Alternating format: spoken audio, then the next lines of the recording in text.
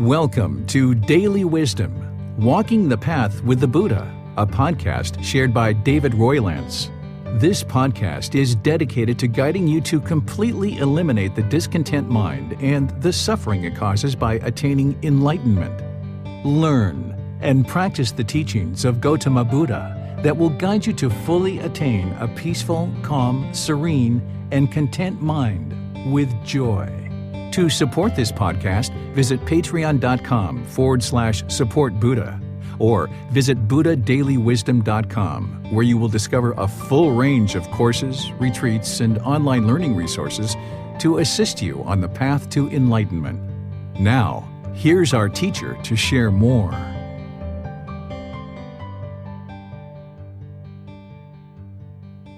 Sawadee Kap. Hello and welcome to Daily Wisdom, Walking the Path with the Buddha.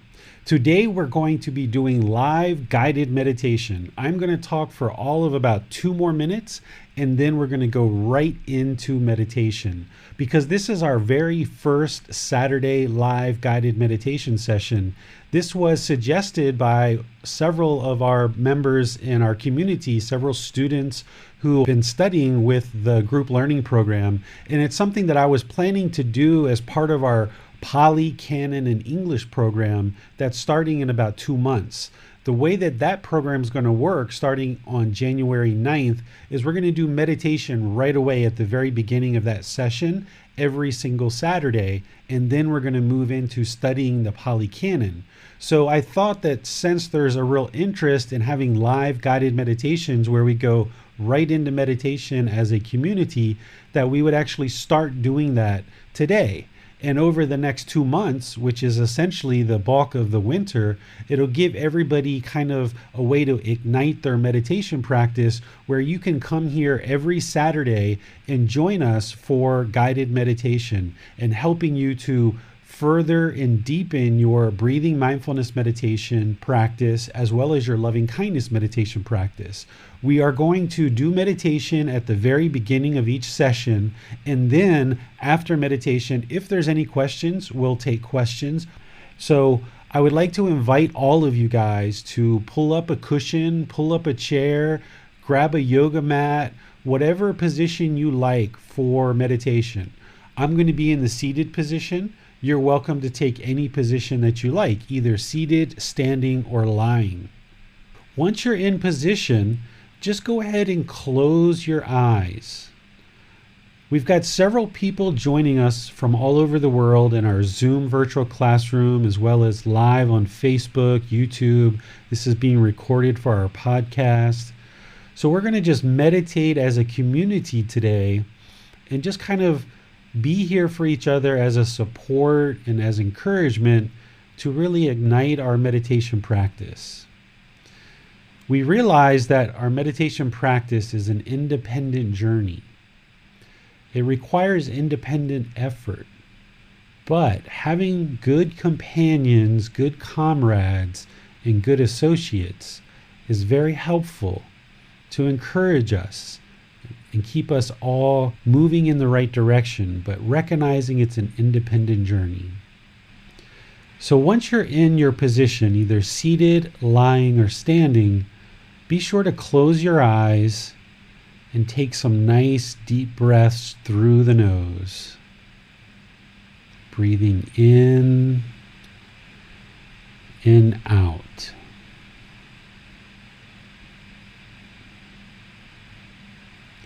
Just develop a nice natural breath. Breathing in through the nose and out through the nose. The breath is the present moment. What you would like to do is fixate the mind on the present moment, on the breath.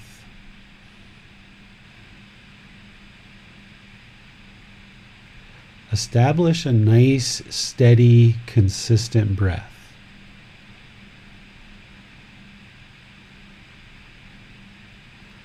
I'm going to leave you here observing the sound of the breath or the sensation of the air moving into the nose I'm going to do some chanting to kind of ease us into meditation, and then I'll be back with some more guidance.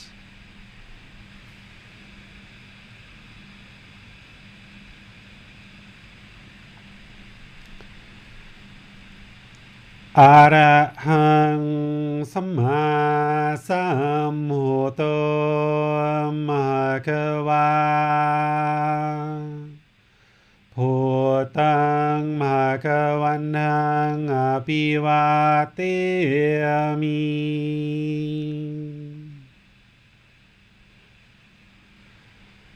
Savakato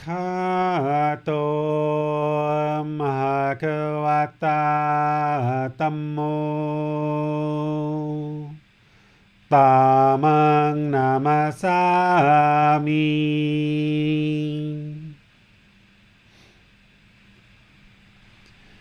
Supatipano Bhagavato Savaka Sangho Sanghang Namami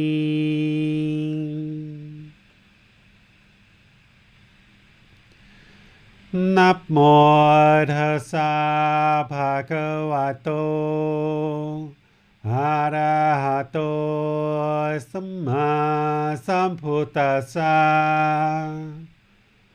Namo Tassa Bhagavato Arahato Samma Sambuddhassa Namo Tassa Bhagavato Arahato Samma Sambuddhassa Iti piso Bhagava Arahang Samma Sambuddho Vicacaranang Samhuno Sakato Rokavitu Anutero Purisa Dhamma Sati Satatawa Manusanang Bhuto Bhagavati.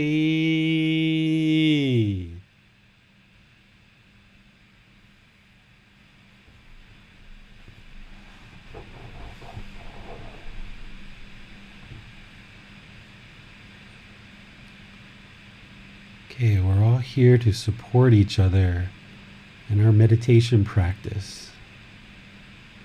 Still recognizing that it's an independent practice, an independent journey. But we turn to the community for support and encouragement. So we come together today to meditate as a community all throughout the world. So just breathe in through the nose and out through the nose. Develop a nice natural breath. The breath is the present moment.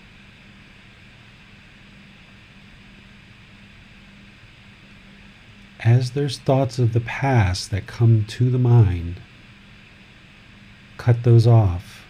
Let them go. Focus the mind on the breath. As thoughts of the future come to the mind, cut those off. Let them go. Bring the mind to the breath.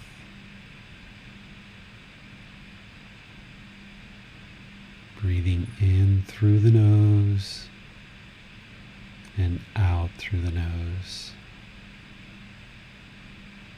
The breath is the present moment.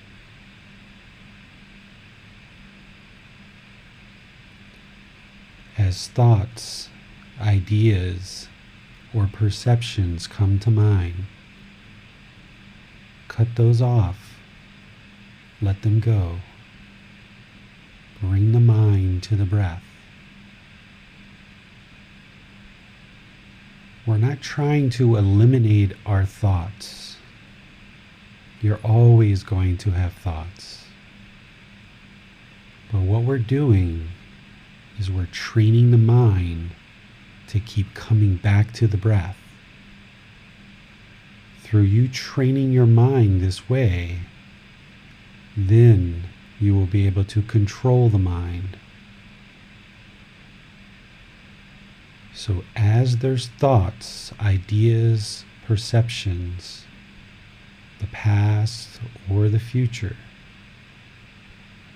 wherever you notice that, just cut it off, let it go. Focus on the breath. The breath is the present moment.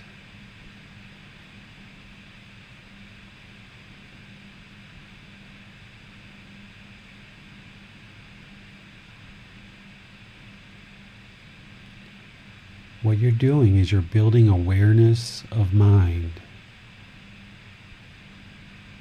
You'll be more readily able to observe the mind and be aware of the thoughts that are arising. And as soon as you notice in meditation that there's a thought that arises, just let it go. Focus on the breath. This is going to teach you how to control the mind and bring the mind into the present moment, which is the breath.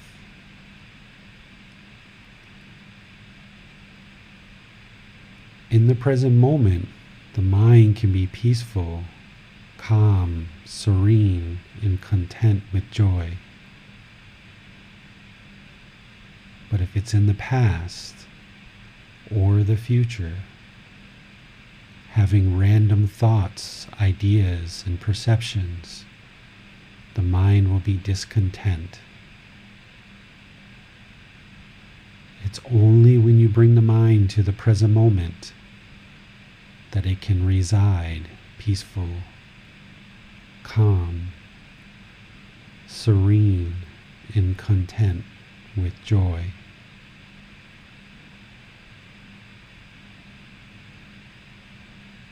Breathing in through the nose and out through the nose.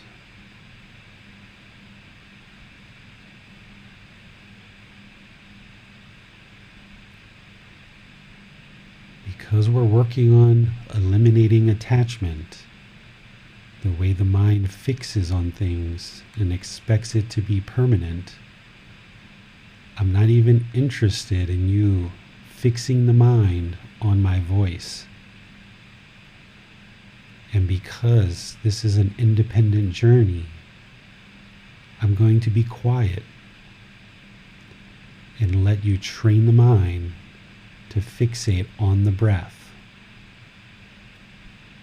So my voice is going to be quiet, but I'm still here with you.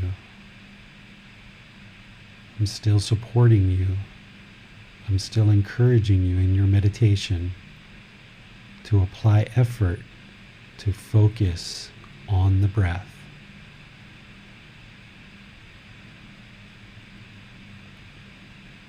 You have nowhere to go. There's nothing to do.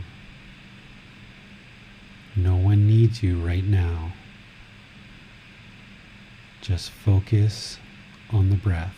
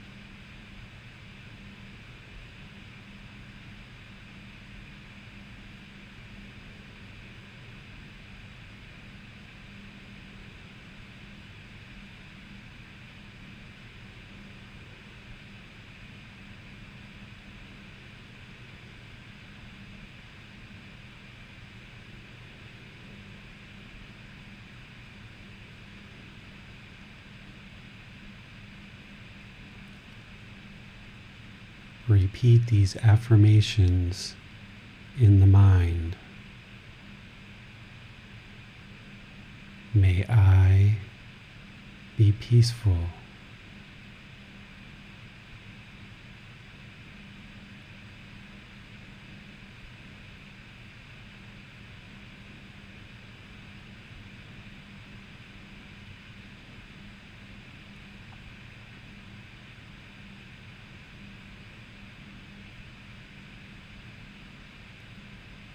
On the out-breath, may I be safe.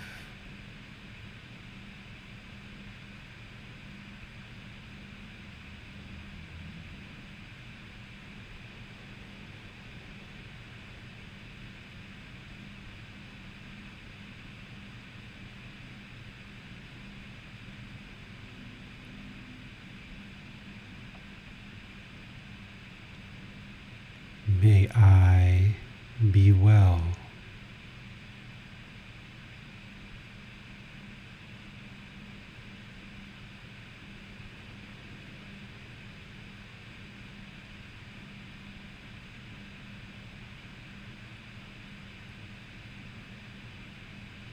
May I be free of discontentedness and the suffering it causes.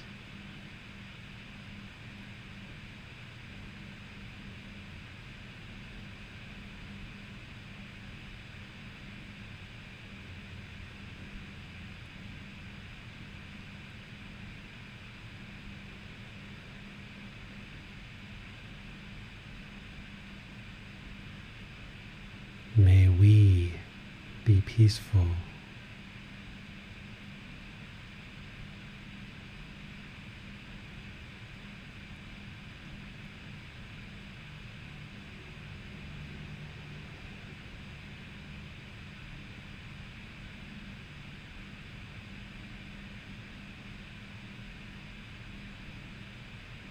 May we be safe.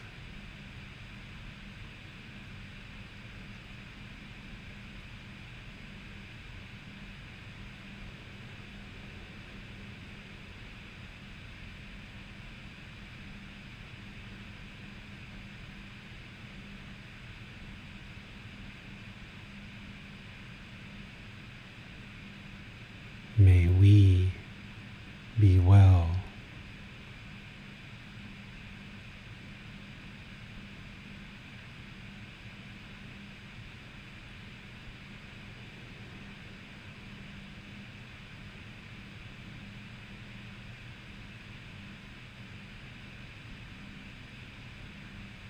May we be free of discontentedness and the suffering it causes.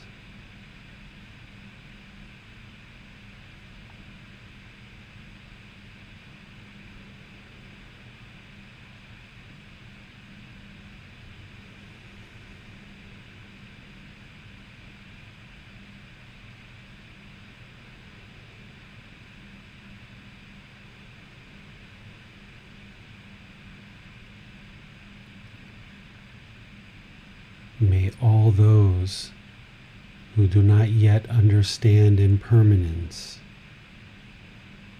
may they all be peaceful.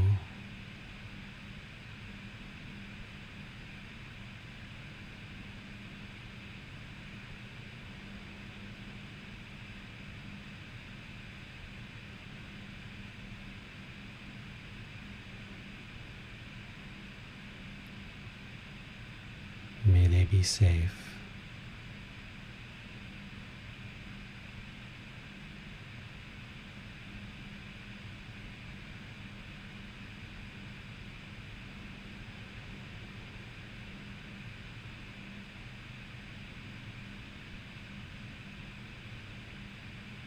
May they be well.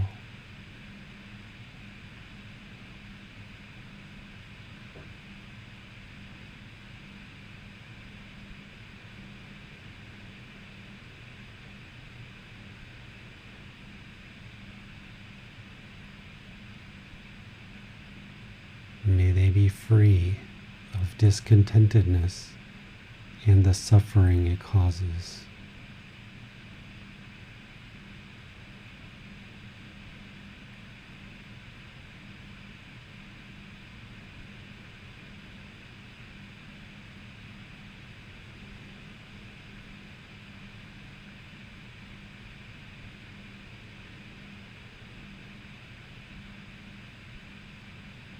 May all those who experience painful feelings, may they be peaceful.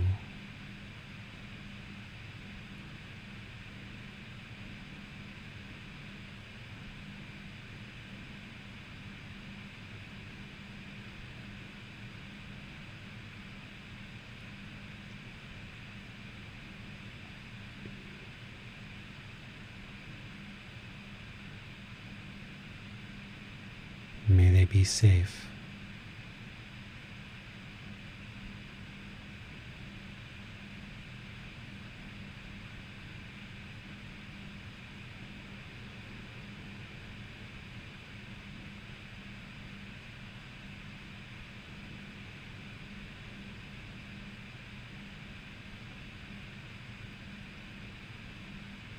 May they be well.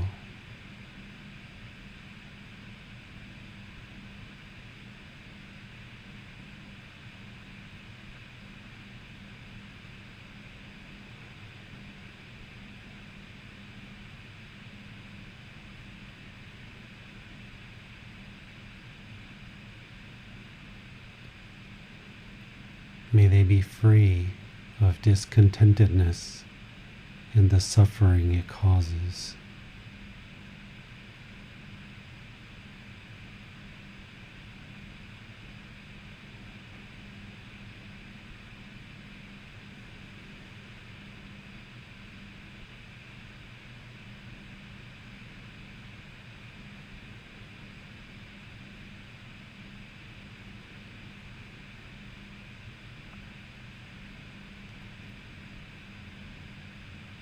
May all those who experience pleasant feelings, may they all be peaceful.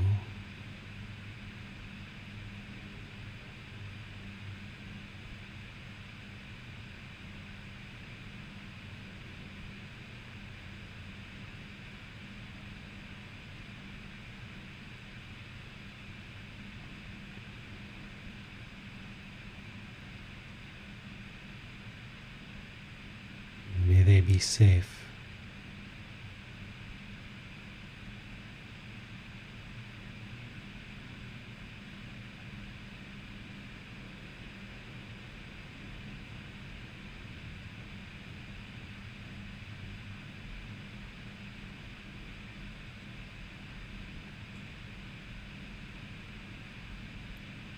May they be well.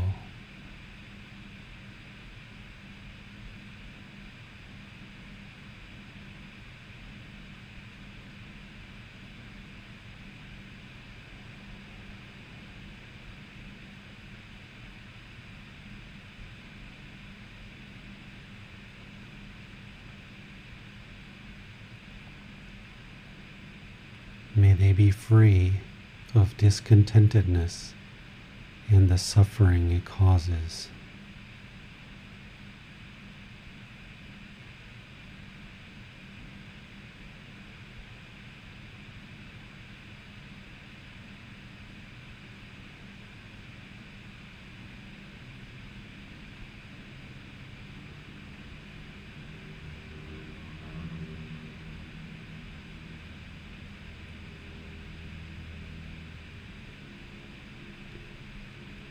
May all those who experience feelings that are neither painful nor pleasant be peaceful.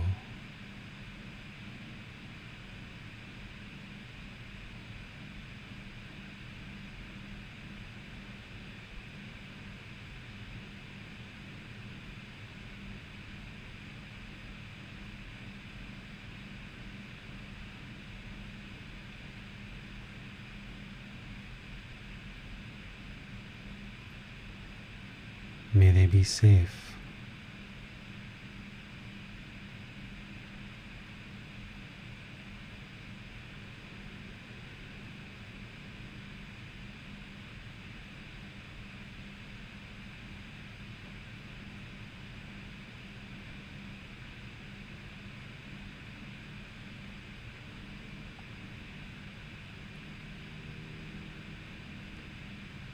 May they be well.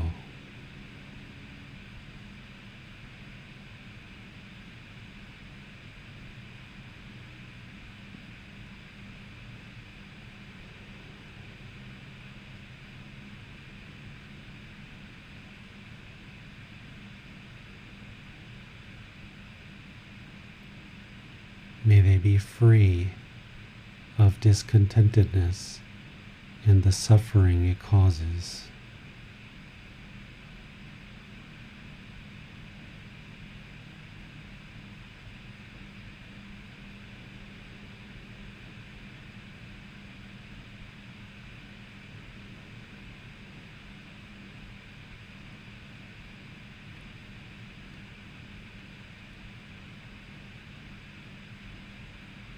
May all those who have never heard the Four Noble Truths, may they all be peaceful.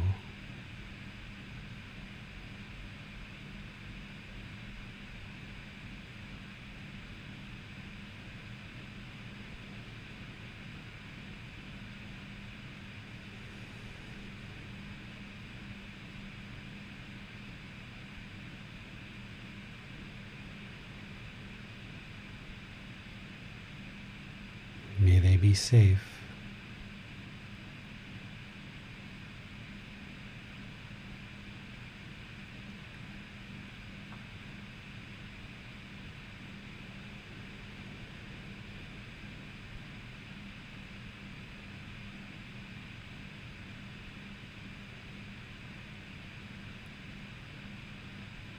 May they be well.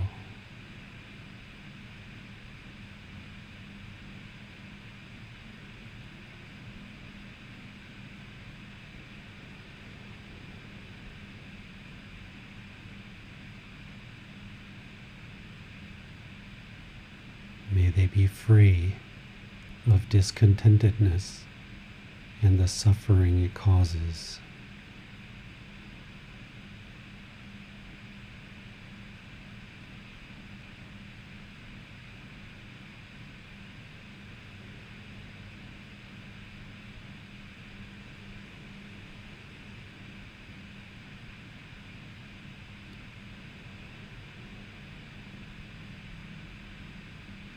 May all those who are unaware of the Eightfold Path, may they all be peaceful.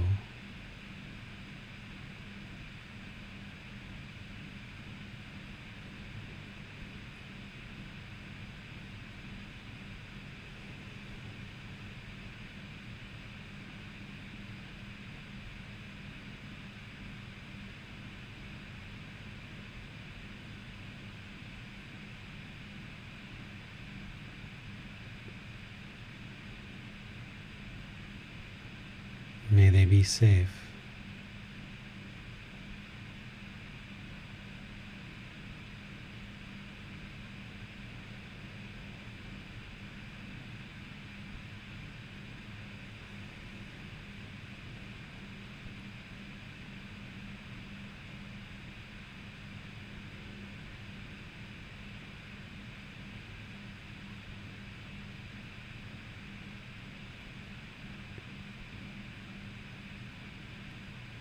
May they be well.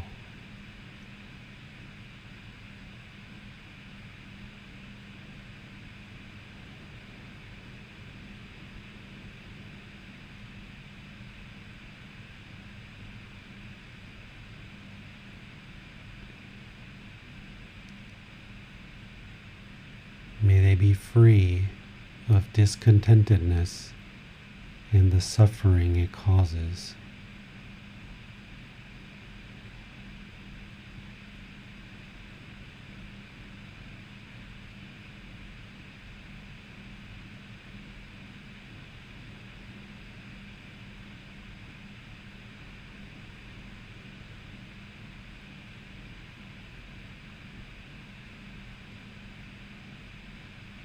May all beings, wherever they reside, in the 5 realms of existence, in hell, afflicted spirits, animals, humans, and heavenly beings, all be peaceful.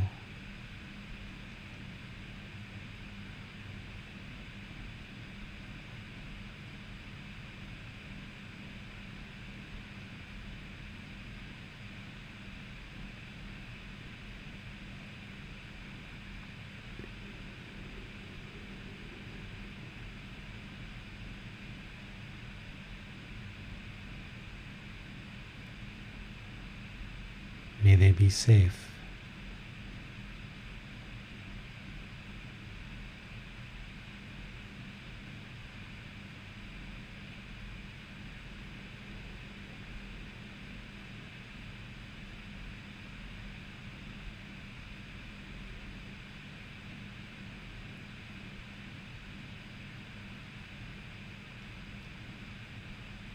May they be well.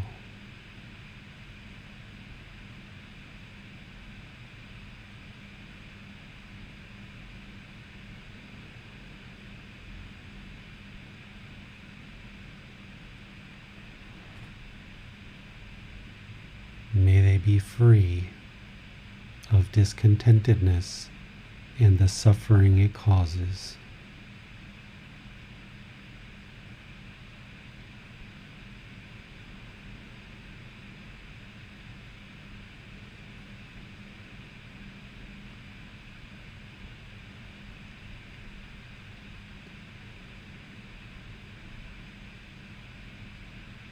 Continue focusing on the breath,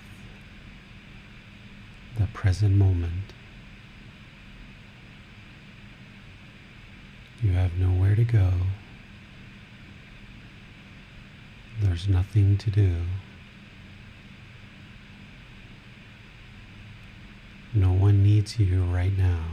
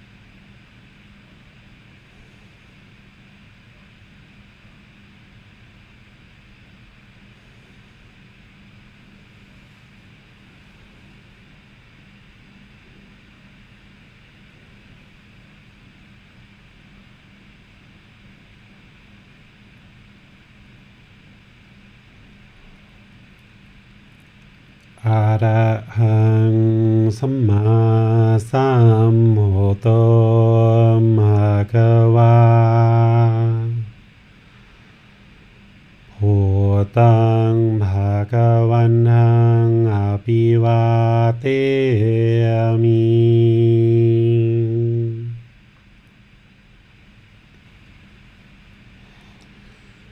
สวากขาโตภะคะวะตาธัมโมธัมมังนามัสสามิ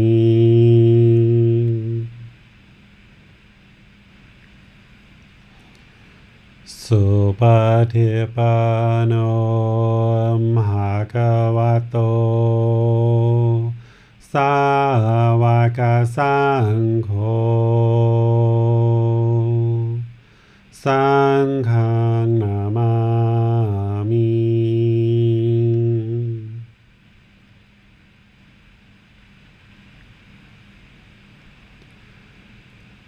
นะโมตัสสะภะคะวะโตอะระหะโตสัมมาสัมพุทธัสสะนะโมตัสสะภะคะวะโต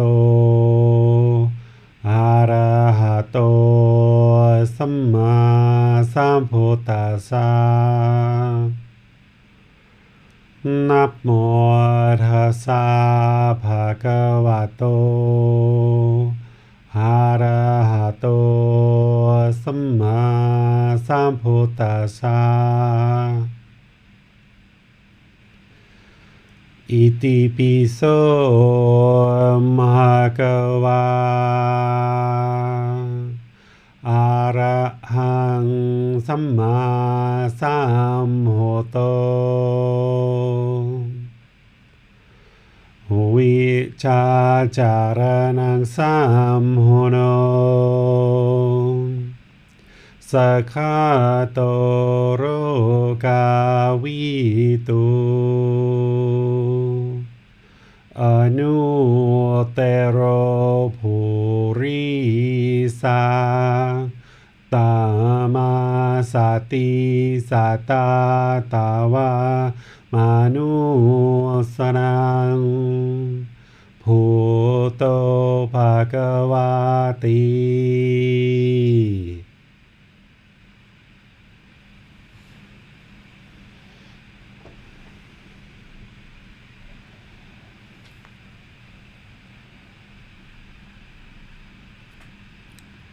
Okay, if everybody would like to kind of slowly start coming out of meditation.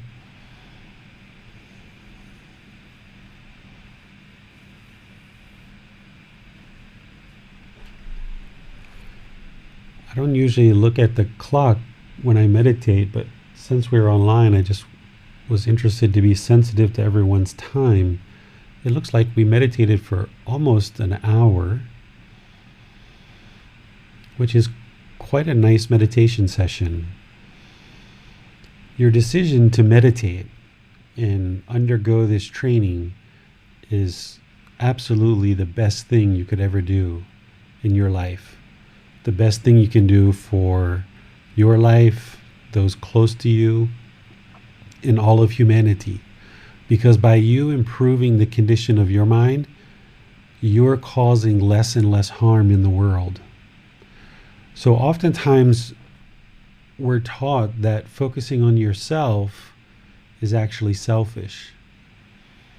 But in reality, by you training your mind and eliminating the harm that you're causing in the world through your intentions, your speech, your actions, your livelihood, this is actually the best thing you could ever do for the entire world. So by you focusing on your own mind and your own training, you're helping yourself, yes, but you're actually helping the entire world, because all of the people that are close to you aren't going to experience harm from you, because you're training your mind in meditation and you're training your mind on the Eightfold Path to eliminate the harm that you're causing in the world.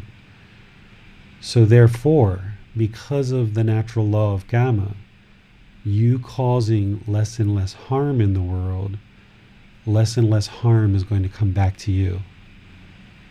And this is how you move your mind in your life to more and more peaceful, calm, serene, and content with joy by practicing the entire Eightfold Path. Our meditation is one of the foundational aspects of our practice. We wouldn't be able to attain enlightenment without meditation. But there's also a lot more to attaining enlightenment than just meditation alone. So I would like to thank all of you for joining us. I would like to thank all of you for deciding to learn and practice the teachings of Gotama Buddha. Each Saturday, we're going to be doing meditation. And then eventually, we'll be studying the Pali Canon as well on Saturday. We'll have the Pali Canon in English program starting right after our meditation. For the next 2 months after we meditate, I will open things up for questions on your meditation practice. If you do have other questions about the path, I can take those as well. But if you have any about meditation, let's prioritize those first. If you're on Facebook or YouTube, you can type your question into the comment section. Our moderator, Max, will make sure they get asked. And if you're in Zoom, you can do the same thing, or you can raise your hand electronically. So do we have any questions on meditation or any other aspects of the path to enlightenment? So I have a question, David. Before our meditation session, you discussed how we're not trying to stop thoughts. We'll always have thoughts, we're just not holding on to the thoughts. And during meditation, we're doing this by cutting off the thoughts. So my question then is, in that case, where do thoughts actually come from? So in other words, what is the cause of our thoughts, which we're then cutting off? The origin of the thoughts is the consciousness. As long as there's a consciousness, there's going to be thoughts. We need thoughts. We need ideas. We need these things in our life, and we'll continue to have these for our entire life. That's how we get ideas of what careers to pursue. We get ideas about it would be a better idea for us to move to a new location. We get ideas about securing transportation to make our daily activities easier. We get ideas about maybe I should learn the Dhamma. Maybe I should learn the Buddha's teachings. These ideas are important and helpful to us in our life. They're coming from our consciousness. But as long as there's the pollution of craving, anger, ignorance, the self, and the ego, along with the 10 fetters, as long as those are in the mind, there's going to be some degree of unwholesome thoughts that come to the mind. And if we act on those unwholesome thoughts, then we're going to be causing harm in the world. So if we're acting upon our cravings, it's going to cause harm. If we're acting upon our anger, our hatred, our ill will, it's going to cause harm. If we're acting out of ignorance or the self or the ego, it's going to cause harm in the world. Therefore, the harm's going to come back to us. So we're always going to have thoughts in life. But by purifying the mind through this entire Eightfold Path, the mind becomes enlightened and bright. It becomes uninhibited by all of this pollution of the mind, and all of our thoughts in daily life will be wholesome, and we'll be able to accomplish amazing things in our life. But as long as we allow the mind to be unenlightened and untrained, then we're going to have those unwholesome thoughts. We're going to act upon some of them potentially, and we're going to be causing harm in the world. So this path is all about training the mind to move closer and closer to this enlightened mental state, which is peaceful, calm, serene, and content with joy. And one of the reasons why is because you're only experiencing wholesome thoughts, You're only acting upon wholesome thoughts because that's all you have in the mind as an enlightened being. The unwholesome thoughts are going to just continue and continue and continue until you get a handle on them. And you're going to cause yourself discontentedness continually. So it's a gradual process of moving through this path. And meditation, what we're doing is we're not eliminating the thoughts, because again, we need those. We just need them to be more and more wholesome. So what happens is when you first start meditation, or even later in your practice, is you have all these random thoughts, all these unwholesome thoughts mixed in with wholesome thoughts and unwholesome thoughts, and all these different things based on craving, anger, ignorance, the self and the ego, based on wholesome things that are coming to the surface, and the mind isn't quite sure which thoughts to act upon because it's unknowing of true reality. It's ignorant to what these thoughts truly are. And it acts upon whatever it thinks is right at the time, but oftentimes it's not the best thing to do. So we essentially cause ourselves our own problems and our own struggles. But in meditation, what you're doing is, as the thoughts arise, you're not labeling them, you're not judging them. In breathing mindfulness meditation, you're not labeling anything, you're not judging anything. You're just focusing on the breath, and when you notice the mind goes anywhere else, you're cutting it off and bringing it back, cutting it off and bringing it back, cutting it off and bringing it back.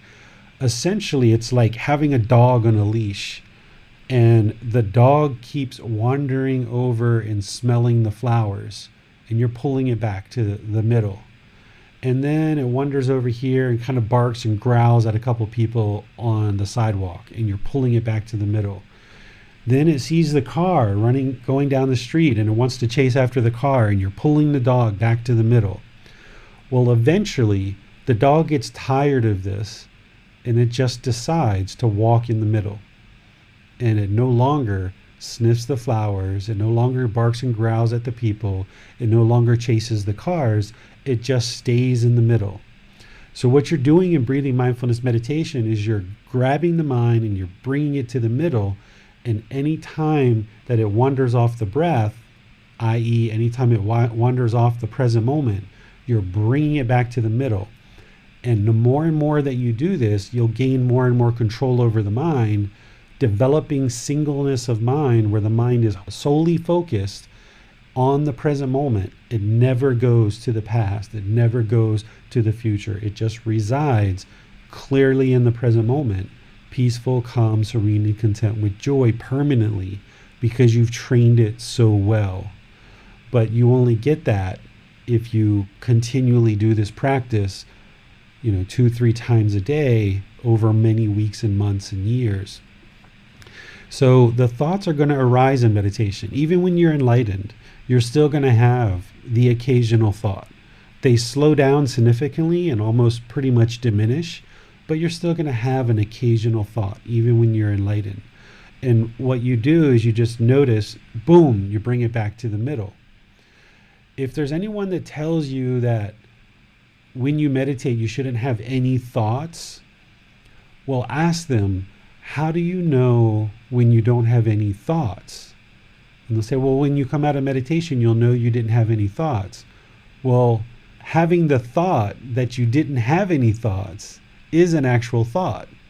So you're not ever going to get to the point where there are no thoughts, but you're going to get to the point where you have such control over your mind that it resides in the middle.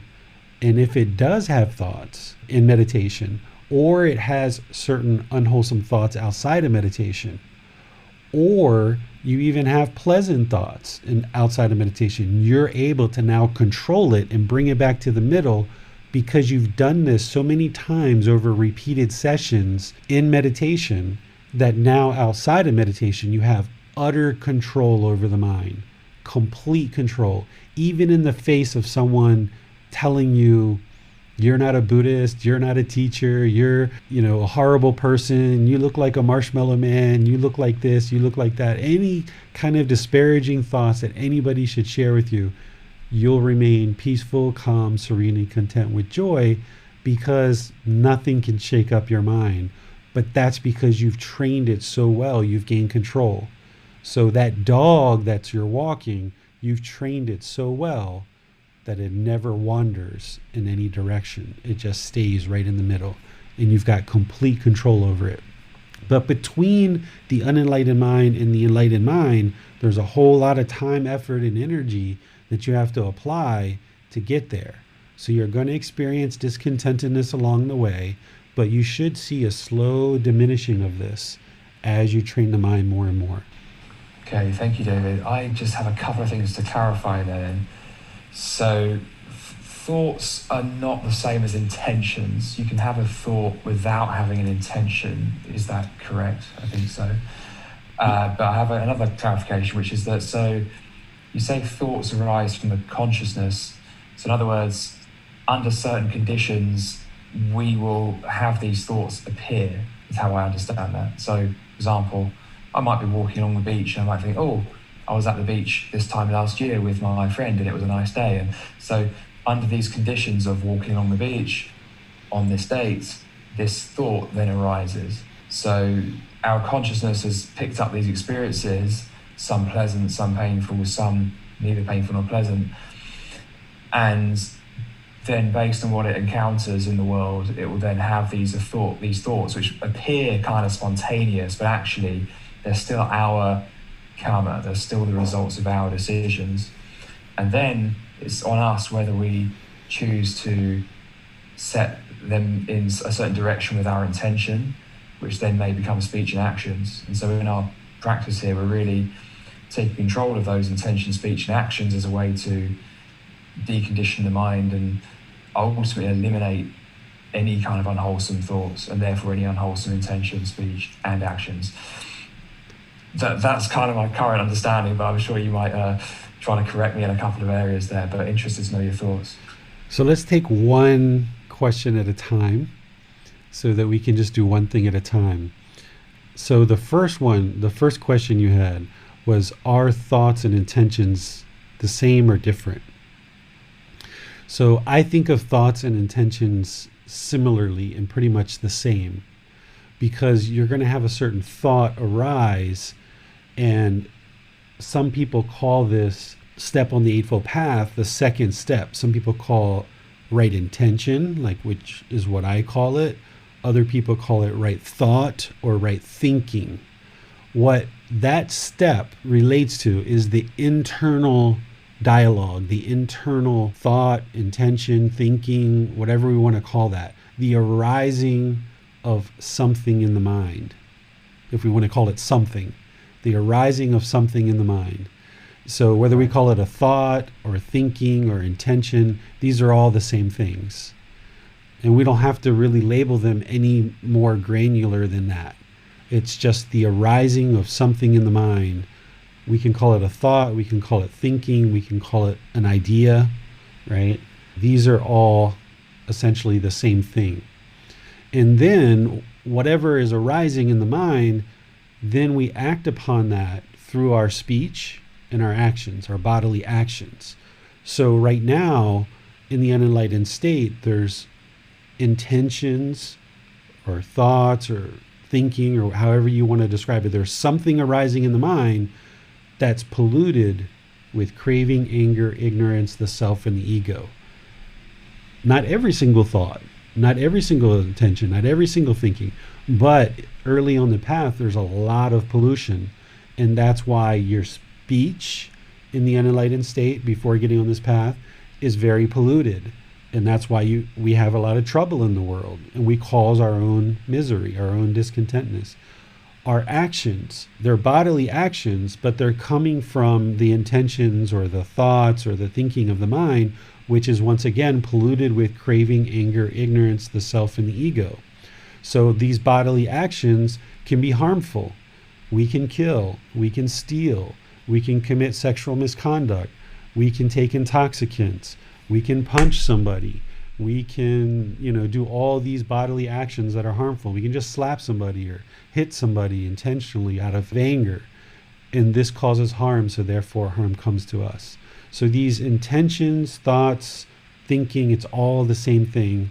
And they're polluted with these 3 poisons or 3 unwholesome roots or 3 fires, these 10 fetters. And the whole direction of practice is to eliminate these. Eliminate craving, anger, ignorance, the self, the ego, which are the high level way of referring to these 10 individual fetters. So it's the whole Eightfold Path that's going to improve one's practice, improve their mind, and attain enlightenment. So if we only improved our thoughts and that's it, but we didn't allow that to come into our speech and train our speech, then we wouldn't ever experience enlightenment, because even though we have pure thoughts or wholesome thoughts, we're still speaking in an impure way, or we're still having bodily actions that are causing harm. So that's why it's an entire path to enlightenment that we need to perfect each individual step. That's enlightenment, is the perfection of this Eightfold Path. There's no deviation from the Eightfold Path at all for an enlightened being. So you're not going to see enlightened beings have unwholesome thoughts. You're not going to see them practice wrong speech or harm through their bodily action. You're not going to see them have a wrong livelihood. You're not going to see anger, frustration. You're not going to see this burning desire for things. You're not going to see them acting out of ignorance or unknowing of true reality. You're not going to see a self or an ego, this arrogance. You're not going to see judgment. What you're going to see is loving kindness, compassion, sympathetic joy, equanimity, generosity. You're going to see a genuine interest in all beings being well, and that individual exerting energy and effort to ensure they're not causing harm to others and help others in whichever way that they can, whether it's through sharing these teachings, or they open a certain business that is being done really well and conducted really well, or they're a politician who are working to the benefit of humanity and the people they serve, or any number of different occupations that we can hold as enlightened beings. So thinking, thought, and intentions, all the same thing.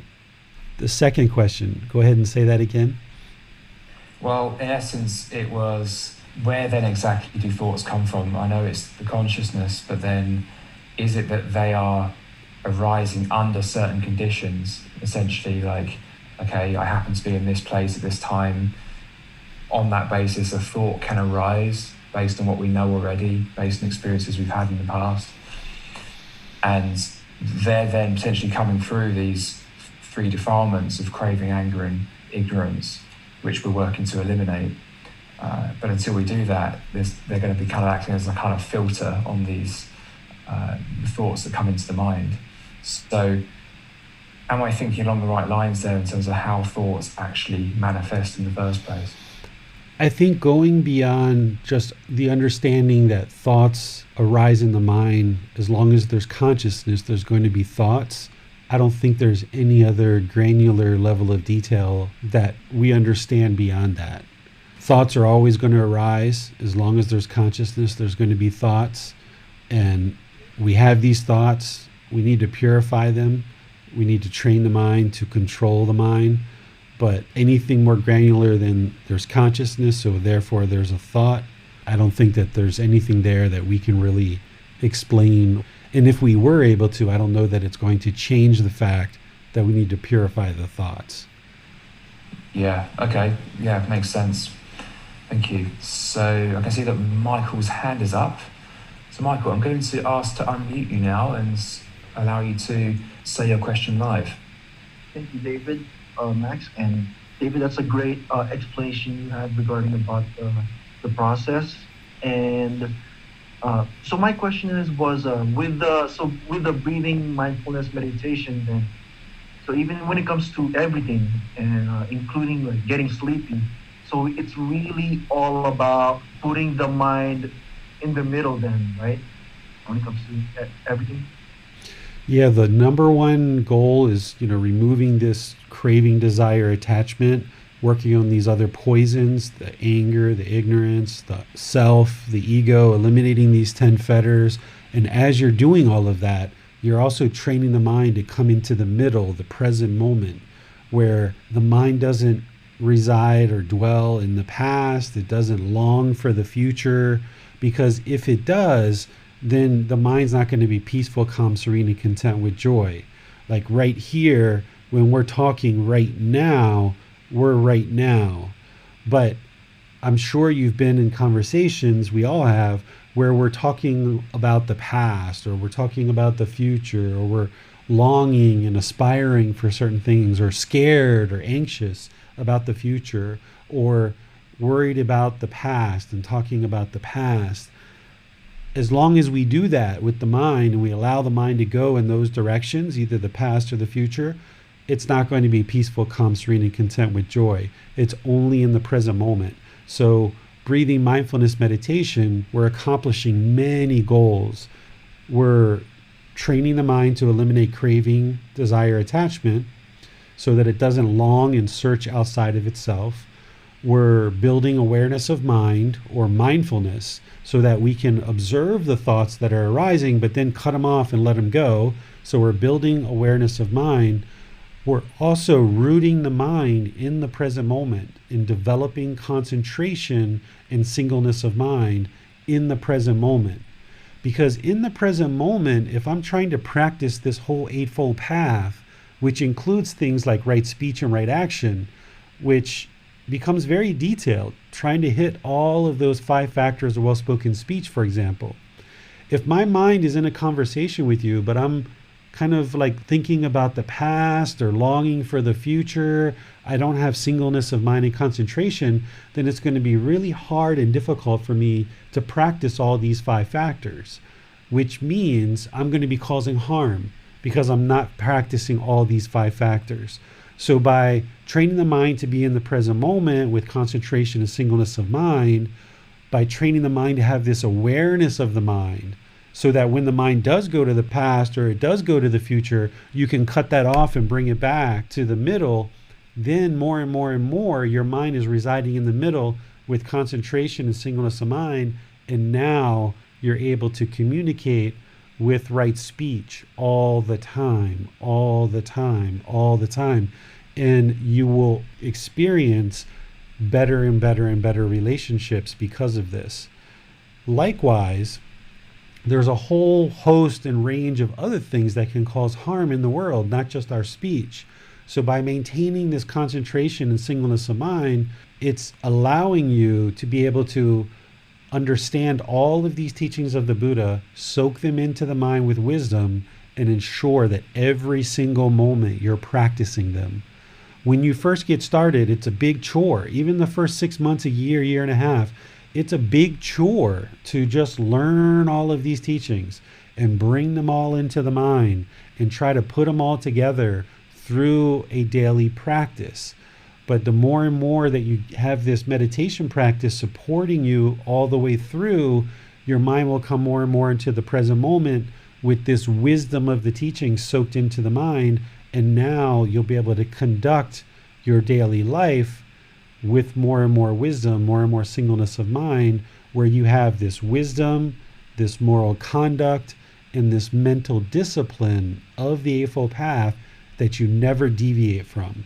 That's how you're moving the mind in that direction and getting closer and closer to it all the time. And when you deviate from it, rather than feel guilty or shameful or you've done anything wrong, you just take note of it. Like, okay, I kind of interrupted that guy a few times. Let me improve that. Or, okay, I told a little bit of a white lie there. That wasn't good. I shouldn't do that. Or, okay, I didn't quite have as much loving kindness as I would have liked to when I was speaking to this person. Let me ensure that I'm practicing with more loving kindness in my future conversations. So understanding that you're a work in progress. You're always a work in progress. Even when you get to enlightenment, and you no longer experience any discontentedness whatsoever, you still don't even consider yourself enlightened and just continue to be a work in progress and continue to gain more and more wisdom, continue to ensure you have outstanding moral conduct, and ensure you have superb mental discipline all the time. But remember, it's a journey. Okay, thank you, David. We have no more questions. Okay, so I'll just thank you guys for joining us for this very first Saturday live guided meditation session. We're going to be doing this each Saturday, where I'm just going to say welcome, thank you for being here, and we go right into meditation. And I don't time the meditations. I'm not sure how long they're going to be each time, but we're going to do some real thorough meditation. Today, this was a 1-hour meditation, pretty much. And then afterwards, we will move into allowing questions like we just did now. Once we get to January 9th, where we're doing the Pali Canon and English study group, then what I'll be doing is I probably will be timing our meditations there, because I don't usually time meditations, but we need to get studying the Pali Canon. So we'll probably do a 10 or 20 minute meditation and then go into studying the Pali Canon in English as part of our study. So we'll get to that on January 9th, and I will start leading you guys through the Pali Canon and helping you to study. If you don't already have a set of these books, you may decide that you would like to order a set of these and get them sent to your home so that you can read them as part of the Pali Canon study group. I do have 7 of these books in PDF format. They're kind of like the older versions of these books, so they don't have everything, but they have a fair amount of the content. They're linked in our Facebook group under the units section. If you scroll down to the bottom of the units section, you'll see the Buddha Vajana books, and they're in there. So if you aren't able to support having these shipped to your house, because it's $150 to be able to do that and ship these worldwide, if you're not able to afford that, you can at least go in there, and I have 7 of the 13 books in PDF format. I'm working on getting all of them, but it doesn't really look too promising right now, because there's a company that owns the rights to these books. And I'm still trying to work through that. The author who did most of the translations, Bhikkhu Bodhi, he's more than interested in having these books be freely available through PDF. But the organization who's responsible and owns these, I haven't been able to directly connect with yet and find out if they would be willing to allow these to be released on PDF. The only reason why I do have 7 of these in PDF is because some of the people at the temple have been able to acquire them here and there, and I've been able to kind of acquire some of them, but not all of them. So I'm going through and doing all the right checks and ensuring that we get the proper approvals to be able to release these on PDF, because ideally everybody could download them on PDF. But some people just really enjoy having a printed book. So if you would like a set of those, go to our website, buddhadailywisdom.com, and under the online classes, if you go under the online classes, all the way at the bottom of that page, you will see the link to get a set of these. And that's where we're going to be studying the Buddhist teachings. The group learning program that I've been teaching now for about a year, about 10 months online through these live classes, but really even before that, for the last year and a half in text format, that's been going on for about a year and a half. And students are now getting to the point where they're ready to move into the Buddhist teachings exactly from his words. So the group learning program with the book Developing a Life Practice, The Path That Leads to Nibbana, is like a bachelor's degree or master's degree in Buddhist studies. And that's going to create a real nice framework for you of the Buddhist teachings and provide you a foundation in which to structure your practice and really get you headed in the right direction. And once you've done that program either live in our live classes, or you've studied it independently with the book and progressing through reading and the podcast, the videos, the quizzes, things like this, once you've done that, then you can move into the Pali Canon in English study group, where you're studying directly from the words of the Buddha, because that's like a PhD program. So if you haven't yet studied in the group learning program, be sure that wherever you're watching this, you look in the description of either the video or the podcast and you download that book, Developing a Life Practice, The Path That Leads to Nibbana, so that you can start reading chapter by chapter. You can start listening to the audiobook. You can listen and watch the videos, the podcast, take the quizzes, and you can progress in your learning, creating a really nice framework for yourself. And then you'll be able to move into the Pali Canon in English study group. The group learning program, this iteration of it, is going to finish on January 27th. And then shortly thereafter, it's going to start up again at the beginning of February, where we're going to go for another 6 months, starting at the very beginning of the book, chapter 1.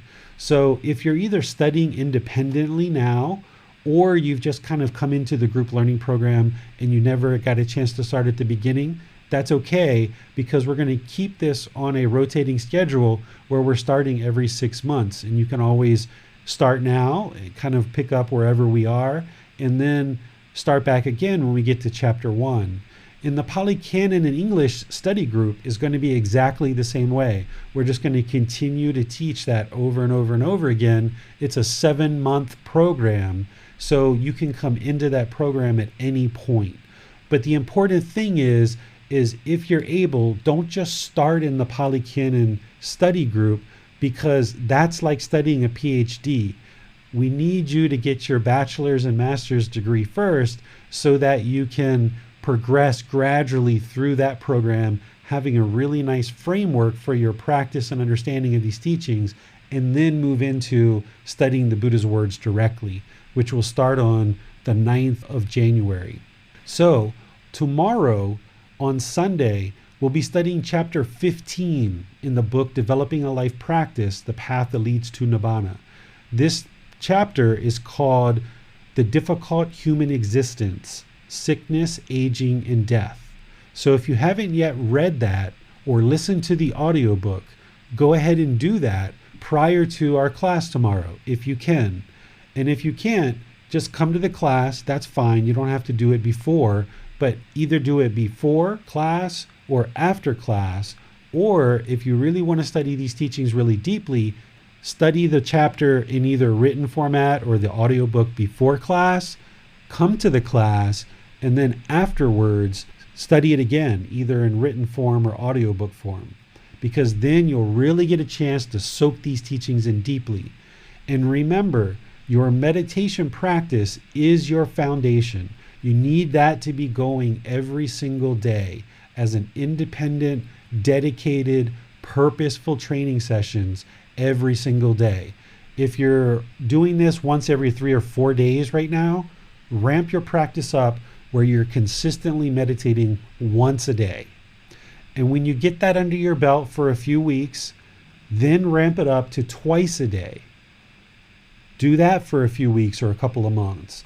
And once you get that ramped up and you start seeing all these benefits that are coming to you, see if you can ramp that up to 3 times a day, which is what the Buddha did. But if you can't quite get there, that's okay. Even if you get morning and evening twice a day, that would be wonderful for a household practitioner. If you can get in meditation in the morning and in the evening before bed, that is outstanding. But if you're just doing meditation once every 3 or 4 days, you're not going to get to enlightenment that way. You have to have more dedication. You have to have more commitment to your practice. And you're going to see much more progress and more results. So you've got to get to once a day and even twice a day. And if that's where you're comfortable, then I think you'll be okay there with twice a day. But if you can move it to 3 times a day, once you get up there and just gradually build it up stronger and stronger, you're going to notice a lot more benefits coming to you. And that means that the condition of the mind is going to be improving more and more and more and more and more. So stay dedicated to this. Have confidence in the Buddha. His teachings are the truth. The more you learn and practice these teachings, build your confidence. learn these teachings, see the wisdom in them, remove any doubts you have about the teachings through learning and practicing them and gaining the wisdom in these teachings. Have confidence in the Buddha. Have confidence in me that I'm teaching you and guiding you in a direction that is going to be beneficial for you. If you do the things that I share with you, your mind and the training of your mind will move closer and closer to enlightenment. But it starts with your dedication, your effort, and you need confidence in the Buddha and you need confidence in your teacher. So continue to learn, continue to practice. We're going to have these 3 classes per week, but then remember, it's still an independent journey that requires independent dedication and effort. So thank you for choosing to learn and practice these teachings. I'll see you either Sunday, next Wednesday, or Saturday, perhaps all 3 days. Until then, have a really wonderful rest of your day and take care. Sawadee krap. Thank you for listening to this podcast. To provide support for this podcast, visit patreon.com/support Buddha. To access more teachings, visit buddhadailywisdom.com.